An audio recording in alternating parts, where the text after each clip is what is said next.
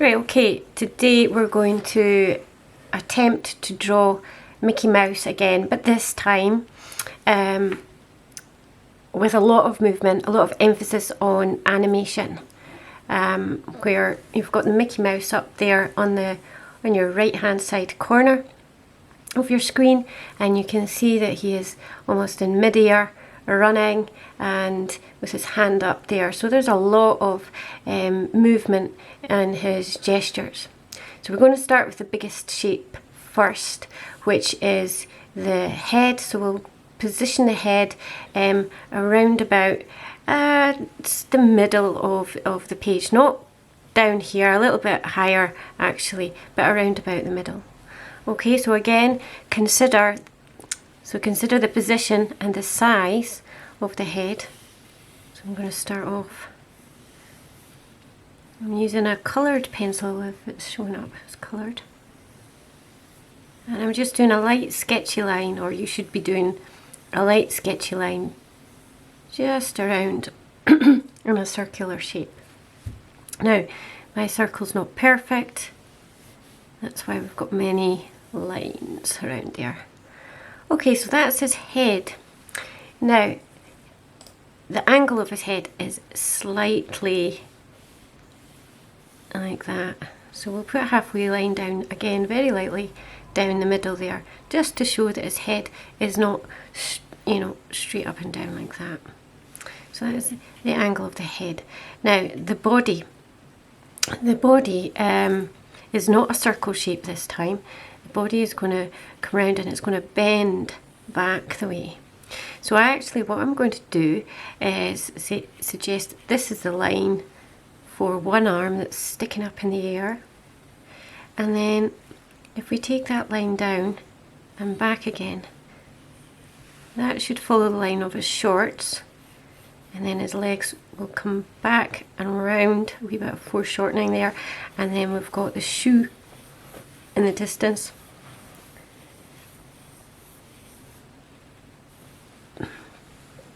And then the rest of his body comes forward then. So this part of the body goes backwards and this part of the body comes forward. So we're just going to put a line of direction here and here. Maybe I've not put that shoe quite in the right place, but we'll see as we go along. And then we've got this stretched out from his body, so his leg is stretched out. It's maybe not coming down quite at that angle. And I'll just push my paper up so you can see what I'm drawing. So we're coming down at an angle, and then we have his foot around about here. And we can see the base of his foot as well as a little bit over the side of his foot. But again, these details we will put in later. And watch the angle of that foot because it is slightly bent as well. So you should be able to get the feel or start to begin to understand the movement and the feel of the movement here. Now he's got an arm coming round and down like that, and there should be enough room here for a hand, and then of course you've got a hand up here as well. So that's a very rough sketch to begin with, and what I'm going to do is go back to the head now. And we'll build up the head, so we'll move the paper down a little bit there, and from here I think we can just mark out or add on, in fact, his ears. So a nice round circle for one ear there and a nice round circle for the other. Now watch the gap in between the ears because that helps a lot to position them correctly. This ear in actual fact could be a little bit bigger than this ear because his face, this side of the face, seems to be slightly closer to us. While we're here, we'll add some details to the face. Again, you could use a nice big oval shape so that you get the curve of that widow's peak. And then on the other side as well, you could do another oval shape. It starts to look like an owl. And that'll give us a nice curve on this side too. Now, his cheeks actually come slightly out beyond that circle shape. So to get those right, again we could use a smaller circle here, and we could use a circle here as well. Just watch the position of that line and then we'll get that circular shape. So that will give us the cheek, and the cheek will come down just a little bit before it meets the mouth. So we'll draw those in here. Okay, now the nose, the actual nose, kind of, if you put a straight line here, we'll get the position of Mickey Mouse's nose. Again, keep an eye on the size. I'm drawing this from a difficult position, but keep an eye on the size of that nose. I'm making this nose a little bit too big, I think. We're going to have a little shine on the nose as well, so put a circle to indicate that shine. And then slightly above the nose, that's sort of the wrinkle or the top of the muzzle. And then we can start to indicate where the eyes are. Look at the size of the eyes, look at the shape of the eyes, look at the curve of the eyes. Okay, and then watch the distance between the eyes as well. And we'll place them about here. Could even mark in slightly where the pupils are. Alright, so now we're going to curve this down and round. We could just do that, mark that in there. Now we can do the top part of his mouth. Just watch the distance between the nose and the top part of the mouth. I think it's about there. And that line is going to curve up into the middle space in between, sort of in the middle of that circle that you drew earlier. So that's going to curve up, meet there. And then it's about the same on this side as well. So a nice curve here. And then we've got these lines, these sort of dimples. Here and here, and then of course we can maybe even use that as a guide to bring down his open mouth. So the mouth comes down like that on either side. Doesn't have to be completely symmetrical, and it's a sort of triangular shape, but we've got a curve down here.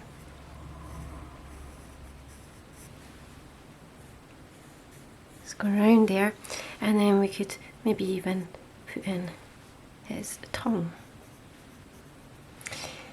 And then we need to remember to leave a little gap here at the bottom and bring in the outside edge of his chin, and then we can draw in the side of his cheek a wee bit heavier on that side and on that side. Okay.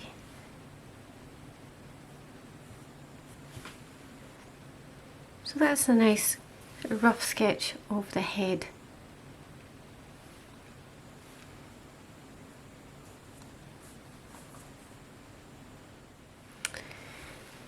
Right, I'm not very happy with the angle I have here from the mouth.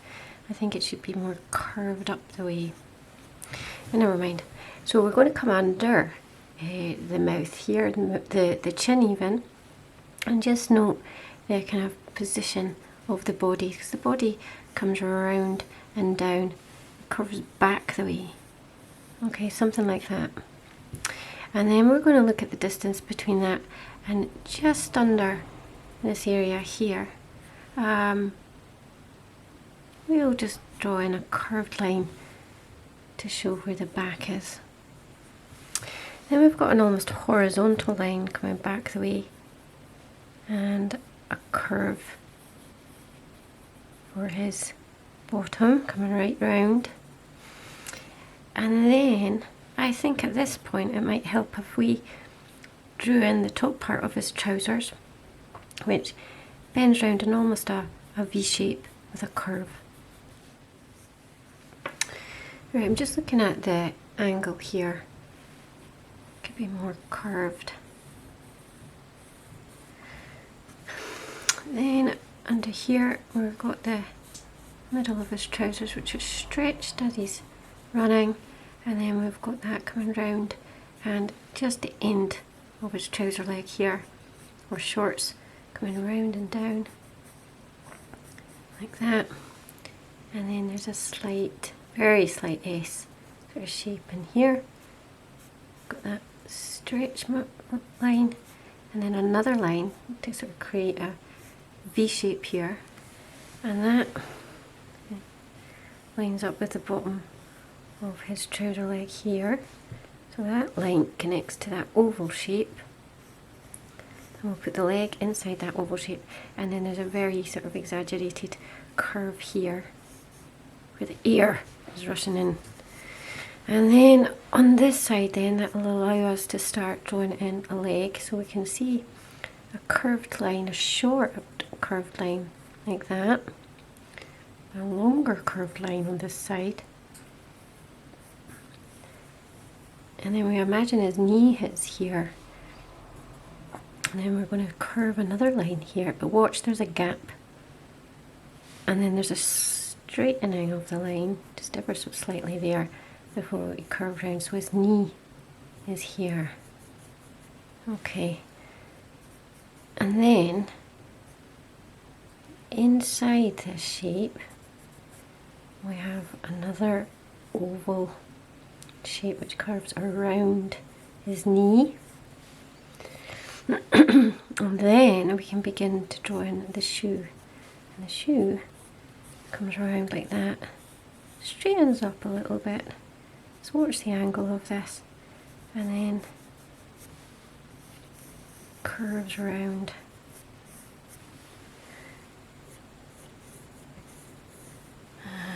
Not sure if that's the right sort of angle here. Okay, we'll leave it like that and concentrate on his other leg.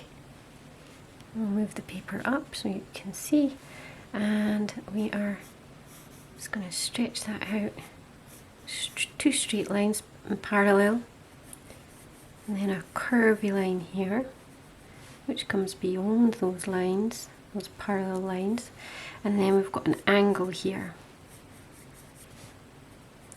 So it really does look like these legs are going into the top of the shoe there, and then we've got the top of the actual shoe, and we need to pay attention to the angle of this curving round. So look at that S shape again, there's lots of these S shapes, and then we can join those lines together, curve that up, and then where you've got that slight S starting to happen, we can put another curved line as if this is the heel stretching up the way, and then the rest of the foot bending around, going down like that. We can just see a little bit of the top of his foot, just curving up and then coming back down. Let's just bring that up and round. Okay, something like that. Now, the next area is the hand here, so I think what we'll do is just watch the angle of the arm coming around like that, sort of extended out from the body, curving round, and then use your little oval shapes for the end of the arms to give that form. And again, we've got that same system of oval shapes. And remember, we were building these images up using shape and constructing the whole image with shapes. One shape attaching to another shape. There.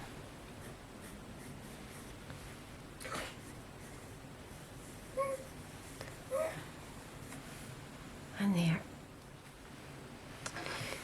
Right, so we've closed the camera in a little bit on the hand here so you can see what I'm doing.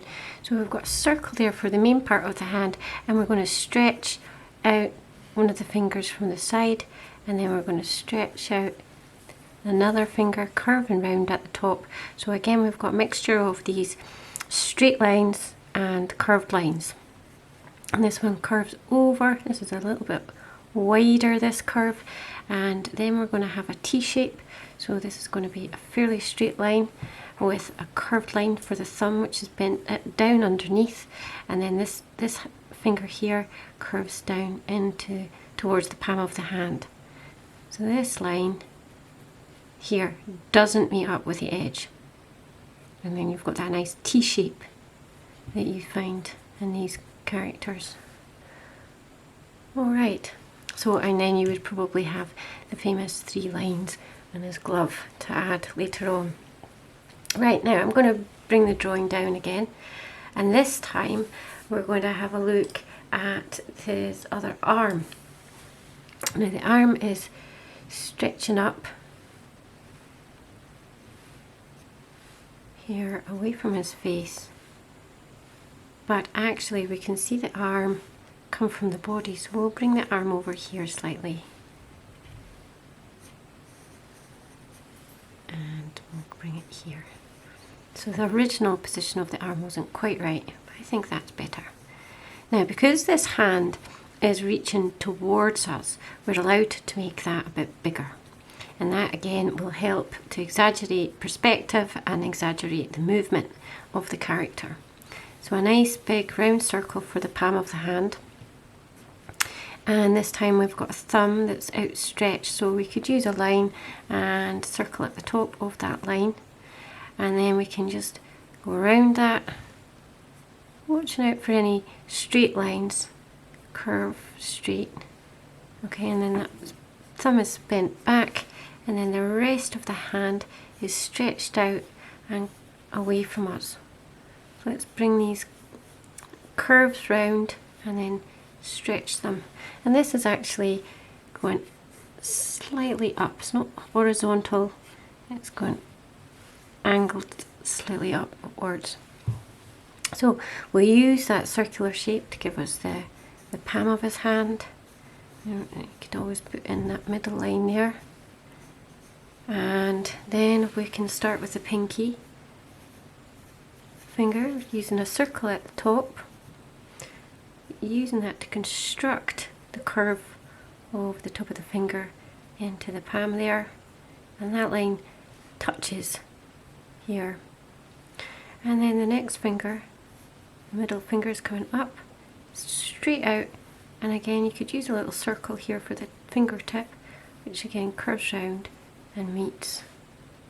And then we've got the forefinger here. Thankfully Mickey Mouse has only got 3 fingers, so we can draw them in fairly easily, and then that comes up and round. Okay, I'm going to zoom out there. Right, so we can just about see the whole of Mickey Mouse. Now this is a stage where you should be looking at your original drawing or image, and then you can start to correct any things that you think you need to correct. For example, any angles that you haven't quite got right, any lines, for example here, I think that has to be corrected, because in the original drawing I had, there was no big curve like that. I think at the bottom part is just a wee bit too big, so I'm going to bring that in a little bit here, just watching the curve of that shoe. It's really quite curved here. I want that shoe to look like it's going away from you a bit more. So in actual fact, I think that slant layer should be curved here, and so I'm chopping that bit off, and then I think it should be going around. Oh, if that looks quite right. And then here I've really stretched that leg, maybe a slightly too much. So to sort that out, I'm going to bring that line down a bit more.